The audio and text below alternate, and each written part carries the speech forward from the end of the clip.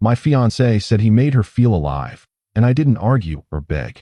I stayed calm, let her decide, and what happened after that choice changed everything she thought she wanted. I think I need to be honest with you about Marcus.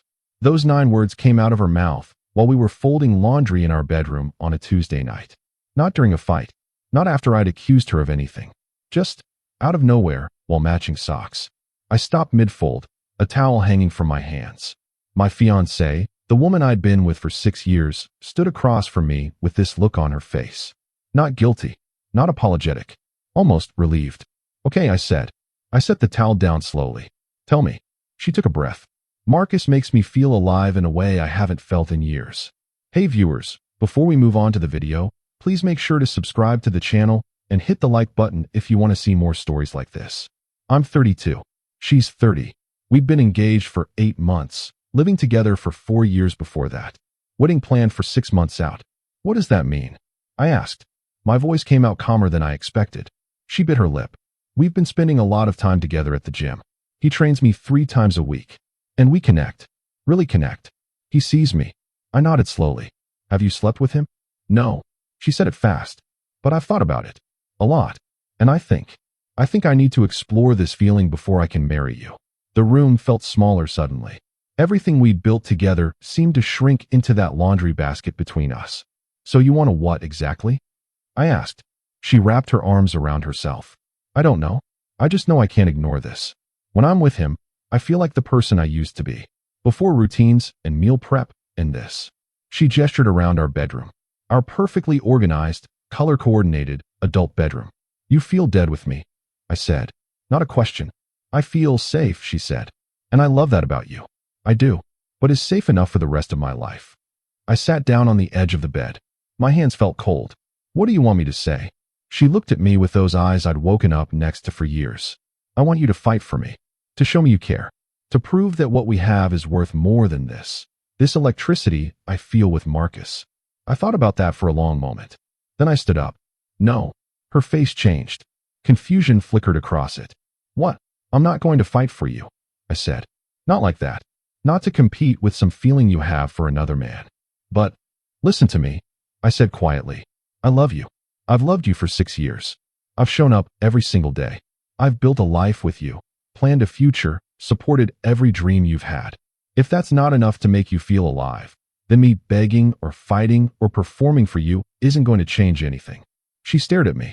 So you're just giving up? I'm giving you a choice, I said. A real one. Without pressure. Without me making you feel guilty or trying to manipulate your emotions. I walked to the closet and pulled out my gym bag. What are you doing? I'm going to stay at my brother's place for a week, I said. You have 7 days to figure out what you want. Go be with Marcus. Explore whatever this is. See if that electricity is real or if it's just the thrill of something new. You're seriously okay with me being with him? The hurt in her voice almost made me laugh. I'm not okay with any of this, I said. But I'm not going to prison guard my way into keeping you. Either you want this life with me or you don't. Either I'm enough or I'm not. I packed enough clothes for a week. She watched me, her mouth slightly open. When you've decided, I said, call me. If you choose him, I'll make the breakup easy. I'll move out. We'll split everything fairly, and I'll wish you well.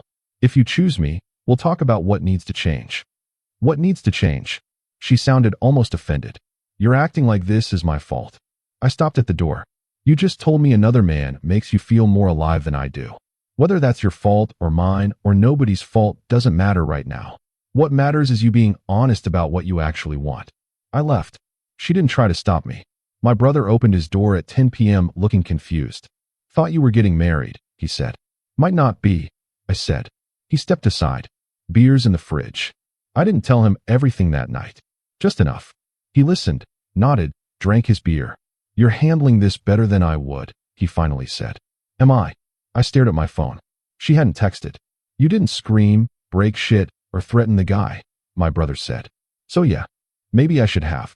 Nah. He shook his head. Women say they want you to fight for them. But what they really want is to not have doubt in the first place. If she's got doubt, fighting just makes you look desperate. I slept terribly that night. Wednesday morning, my phone buzzed. Her, this feels wrong. Me, what does? Her, you not being here. Me, you have 6 more days to figure out what feels right. She didn't respond. I went to work. Tried to focus. Failed mostly. My coworker noticed. You look like hell, she said. Relationship stuff? I said. Want to talk about it? Not really. She brought me coffee anyway. Whatever it is, she said. You deserve better than looking this miserable. I wasn't sure what I deserved anymore. Wednesday night, my brother asked if I wanted to go out. Clear your head, he said. We went to a bar. Had a few drinks. I wasn't trying to meet anyone or prove anything. Just wanted to not think for a few hours. Didn't work. Every woman who walked by made me think of her. Thursday morning, she texted again. Her. I saw Marcus yesterday. My stomach dropped. Me, okay. Her. We talked for a long time. Me and her. Asterisk I don't know. It's different than I thought it would be asterisk. Me, different how? Her. Asterisk can we talk? In person? Asterisk. Me. You have 5 more days. Her.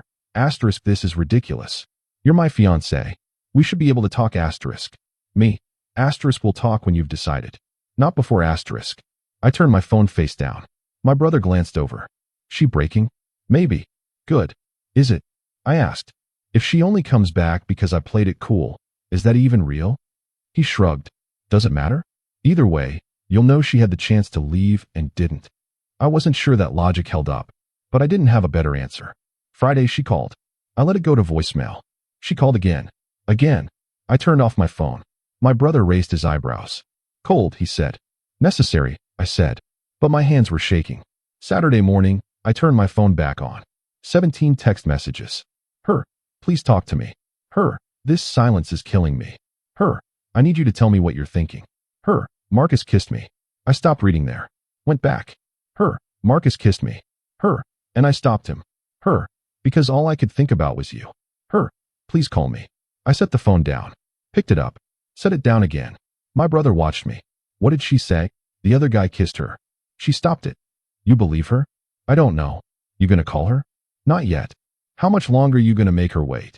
Until Tuesday, I said. I said a week. I meant it. He whistled low. You're either the smartest guy I know or the dumbest. Probably both. Saturday night was the hardest. I kept imagining her with him. Kept wondering if she'd told me the truth. Kept questioning every moment of our 6 years together. Had I been boring? Had I stopped trying? We used to go hiking every weekend. When did that stop? We used to cook new recipes together. When did that become meal prep? We used to stay up talking until 2 a.m.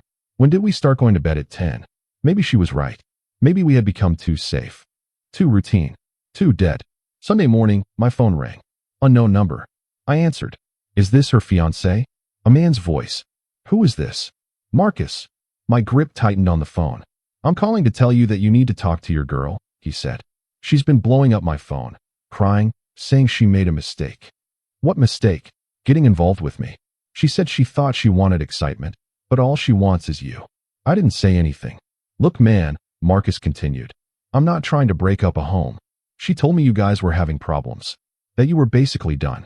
I didn't know she was engaged until she showed me the ring and started crying about it. She showed you the ring? Friday night. After I kissed her.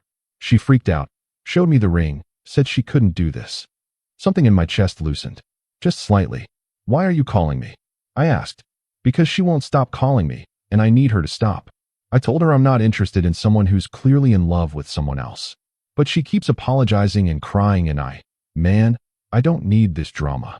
So you want me to handle your problem? He had the decency to pause. I want you to know that nothing happened. And I'm blocking her number after this call. But she needs someone.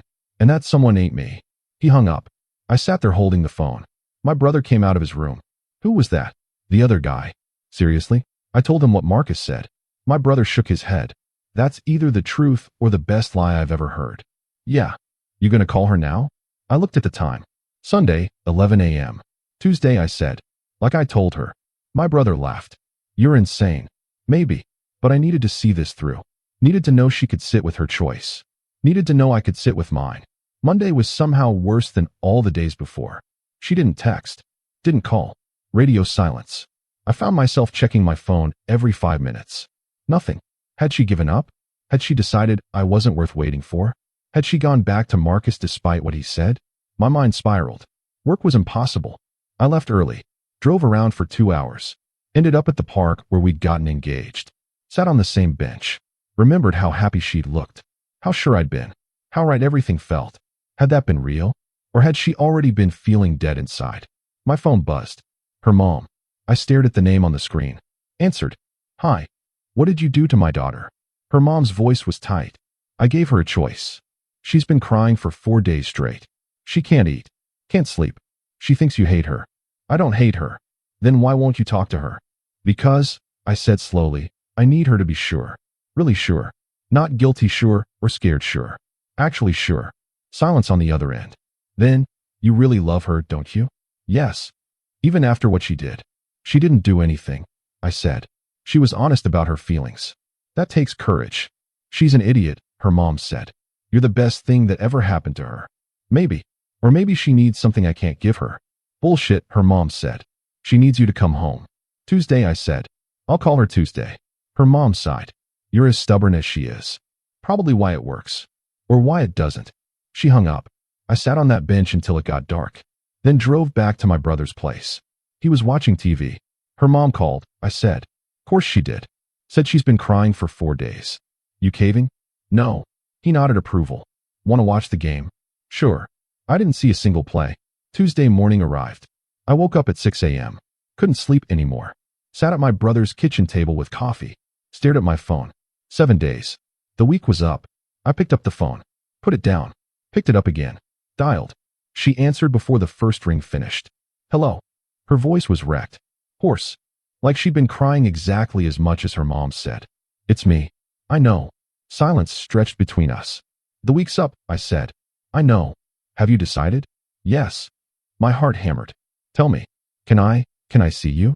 To tell you in person? I thought about saying no. Making her say it over the phone. But I couldn't. I'll come to the apartment, I said. 1 hour. Okay. She sounded like she might cry. Thank you. I hung up. My brother stood in the doorway. This is it. This is it. Want me to come with? No. What if she chose him? Then I'll pack my stuff and move on. Just like that. Just like that. He gripped my shoulder. You're a better man than me. Maybe. Or maybe I was just too tired to fight. The drive to our apartment took forever and no time at all. I parked. Sat in the car for 5 minutes. Then went up. She opened the door before I could knock. She looked terrible. Eyes swollen. Hair unwashed. Wearing my old college sweatshirt. Hi, she whispered. Hi. We stood in the doorway. Can I? She gestured inside. I walked in. The apartment looked different. She'd cleaned everything. Flowers on the table. Candles lit. You didn't have to do all this, I said. I wanted to. We sat down on opposite ends of the couch. The same couch where we'd watched 1,000 movies. Where I'd proposed. Where she'd told me about Marcus. So I said. So. She twisted her hands in her lap. I choose you. Relief flooded through me. But I kept my face neutral. Why? She looked up. What? Why do you choose me? Because I love you. You loved me last Tuesday too, I said. But you still wanted to explore things with Marcus. She flinched. That's not fair. It's completely fair, I said quietly. I need to understand what changed. Because if nothing changed except you got scared of losing me, then we're just delaying the inevitable. She started crying. Everything changed. I spent this whole week thinking about my life. About what matters. About what feeling alive actually means. And I realized that what I felt with Marcus wasn't being alive, she said. It was just being distracted. It was new and shiny and exciting because it wasn't real. There were no bills to pay with Marcus. No routines. No boring Tuesdays. Just fantasy. She wiped her eyes. But fantasy isn't life. You know what life is? It's someone who holds your hair when you're sick. Who knows how you take your coffee. Who built a whole future with you brick by boring brick. That's life. That's real. So I'm the boring, reliable choice, I said. No. She moved closer. You're the choice that matters. Marcus made me feel like a girl. You make me feel like a woman. Like a partner. Like home. I wanted to believe her. Wanted it so badly. What happened with him? I asked. The truth. She took a shaky breath. We met for coffee on Wednesday. I thought maybe if I spent real time with him outside the gym, I'd figure out what I was feeling. We talked for 2 hours. And the whole time, I kept comparing him to you. He didn't get my jokes. He interrupted me. He talked about himself constantly. She laughed bitterly. I'd built him up in my head as this perfect fantasy. But he was just a guy? A kind of shallow guy, honestly. He called me. I said. Her eyes went wide. He what? Sunday. Told me you'd been calling him crying. That he kissed you Friday and you freaked out. He kissed me, she said quickly. I didn't kiss him. We were at the gym, after hours. He'd offered to show me some new techniques. And then suddenly he was kissing me, and I just froze. For like 2 seconds. Then I pushed him away. 2 seconds. Yes. 2 seconds where I realized that kissing him felt completely wrong. That I didn't want him. That I'd almost destroyed the best thing in my life for nothing. She grabbed my hands. I showed him the ring. I told him I was engaged, and that I'd made a horrible mistake even entertaining this. He got defensive. Said I'd let him on. That I'd been flirting with him for weeks. And maybe I had been, without realizing it. But I shut it down. Completely. Then why did he call me asking me to get you to stop calling him? Because I kept apologizing, she said. I felt so guilty. I kept trying to explain, to make sure he understood that I hadn't meant to hurt him. But I realized now that I wasn't actually apologizing to him. I was trying to make myself feel better. I pulled my hands back. I need you to understand something, I said. This week was hell. Absolute hell. Every day, I questioned whether I'd made the right choice giving you space. Whether I should have fought harder, been more romantic, competed with him. I'm so sorry. Let me finish, I said. But I realized that if our relationship was so fragile that one personal trainer could shake it, then it wasn't worth fighting for. Not like that. I love you. But I won't beg someone to love me back. I do love you. I know. But love isn't enough. We need to figure out why you felt dead in the first place. She nodded. I've been thinking about that. And I think I stopped prioritizing joy. I got so focused on building this perfect adult life that I forgot to actually enjoy it. I blamed you for the routine, but I created just as much of it. We both did, I admitted. When did we stop hiking? I don't know. Last spring. We should start again. I'd like that. We sat in silence for a moment. So what now, she asked. Now we rebuild, I said. But differently. We need to talk to someone. A counselor. Figure out how to balance stability with, whatever you want to call it. Adventure. Joy. Spontaneity. Okay. And I need you to promise me something. Anything. If you ever feel this way again, you talk to me first. Before it gets to the point where you're seeking it outside our relationship. I promise. I mean it, I said. This almost broke us. It can't happen again. It won't. I wanted to believe her. Started to. Can I hug you? She asked. I hesitated. Then nodded. She wrapped her arms around me and held on like she was drowning. I held her back. It felt good. Felt right. But something had changed. Some innocence was gone. We'd crossed a line we couldn't uncross. I'm still staying at my brother's for a few more days, I said when we pulled apart. Her face fell. Why? Because we need time. Not a week. Just a few days. To process everything. To make sure this is really what we both want. I already know. I need to know, I said. I need to sit with this decision. Make sure I'm choosing you for the right reasons, not just because I'm afraid of losing you. She looked hurt, but she nodded. Okay. I stood up. I'll call you tomorrow. We can have dinner.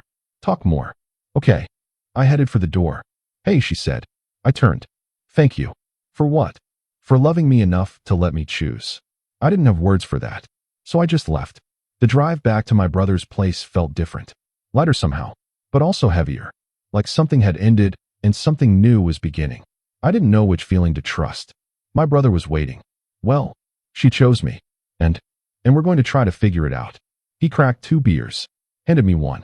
To figuring it out. We drank. 3 days later, we had dinner. A week after that, I moved back home. 2 weeks after that, we went hiking. It felt good. Different, but good. We started seeing a counselor. She helped us understand things we'd been ignoring. How we'd both stopped putting in effort. How comfort had become complacency. How we'd taken each other for granted. 3 months later, we were in a better place than we'd been in years. Not perfect, but real. And working. We postponed the wedding. Not canceled. Postponed. Let's make sure we're solid first, I'd said. She'd agreed. 6 months after everything happened, we were cooking dinner together. Trying a new recipe. She stopped chopping vegetables and looked at me. What? I asked. I almost lost you. Yeah. I was an idiot. You were confused. I could have handled it better. We both could have. She set down her knife. Do you think you'll ever fully trust me again? I thought about that. Really thought about it. I don't know, I said honestly. But I'm trying. Every day I'm trying. That's all I can ask for. We finished cooking. Ate together. Laughed at something stupid on TV.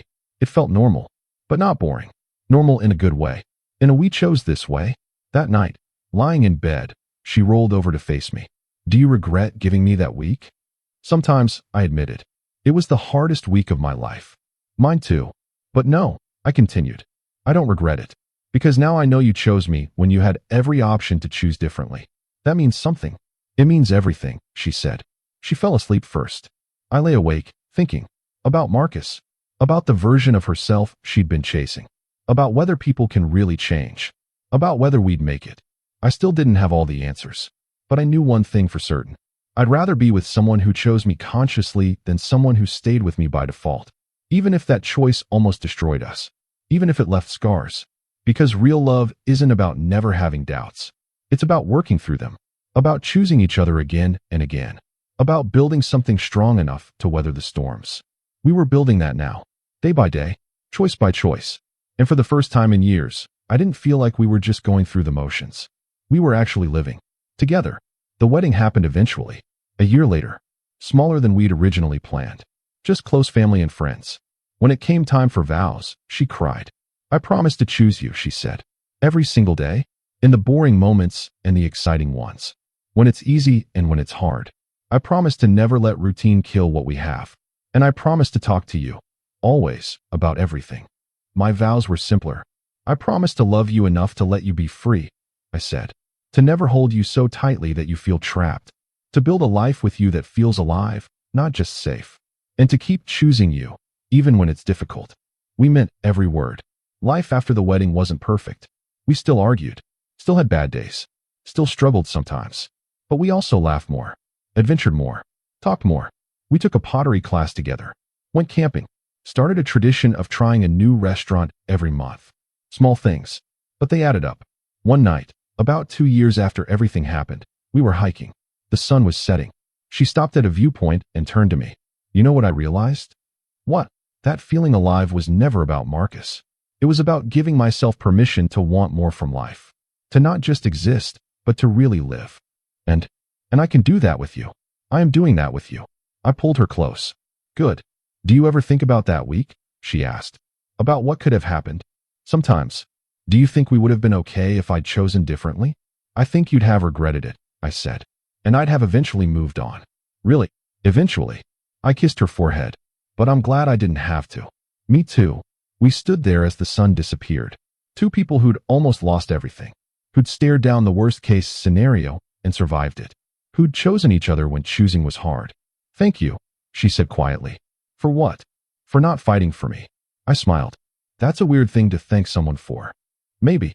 But if you'd fought, if you'd begged or guilt-tripped me, I'd have stayed for the wrong reasons. I'd have always wondered. But you gave me freedom. And that freedom helped me see what I really wanted. Which was this. She gestured between us. You. Us. The boring, beautiful, real life we're building together. We started walking again. Hand in hand. Down the trail. Toward home. And I realized something. Sometimes the bravest thing you can do is let go. Not because you don't care. But because you care enough to let someone choose freely. Real love doesn't cage. It doesn't manipulate. It doesn't beg. It simply exists. And trusts that if it's meant to be, the other person will see its value. She saw it. Eventually. And we were stronger for it. Not in spite of what happened. But because of it. Because we'd both stared into the void of losing each other. And decided that what we had was worth fighting for. Not by fighting each other. But by fighting together. Against complacency. Against taking each other for granted. Against the slow death of routine without joy. We'd won that fight. And we kept winning it. Every single day. By choosing. Always choosing. Each other.